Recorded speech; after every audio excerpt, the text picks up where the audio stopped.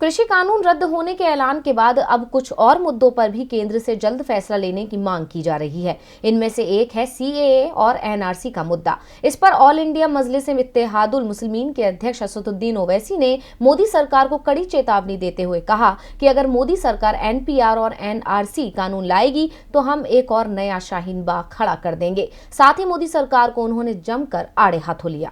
असदुद्दीन ओवैसी ने मोदी सरकार से मांग की है कि सीएए और एनआरसी को जल्द से जल्द वापस लिया जाए। उन्होंने चेतावनी दी कि अगर सीएए और एनआरसी को खत्म नहीं किया गया तो प्रदर्शनकारी सड़कों पर उतरेंगे और इसे शाहीन बाग में बदल देंगे।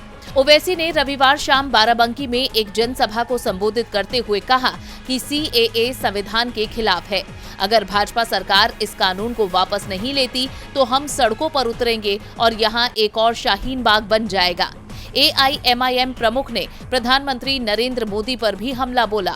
ओवैसी ने कहा, प्रधानमंत्री मोदी देश के सबसे बड़े नौटंकीबाज हैं और गलती से उन्होंने राजनीति में प्रवेश कर लिया है, नहीं तो फिल्म उद्योग के लोगों का क्या होता।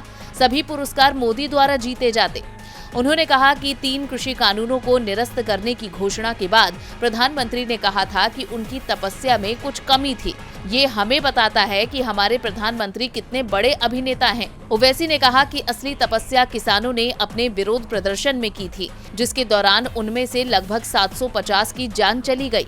एआईएमआईएम प्रमुख ने दावा किया कि प्रधानमंत्री मोदी ने आगामी विधानसभा चुनावों के मद्देनजर किसानों को खुश करने के लिए कृषि कानूनों को रद्द करने की घोषणा की है।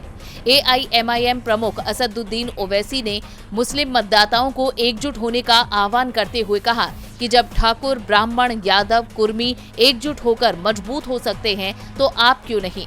उन्होंने आगे भाजपा सरकार पर प्रहार किया और उन्हें मुस्लिम समुदाय के पिछड़ेपन और बेरोजगारी के लिए जिम्मेदार ठहराया। उन्होंने कहा कि आज यूपी में अंसारी समुदाय और कुरैशी समुदाय बर्बादी की कगार पर है। सरकार ने उन्हें बेरोजगार छोड़ दिया है। कुरैशी समुदाय की मांस की दुकानों पर ताला लग गया है। बूचड़खाने बंद हो गए हैं। बुनकरों की आय कम हो गई है। सरकार सिर्फ दिखावा कर रही है। इस समाज के लिए कोई काम नहीं किया गया।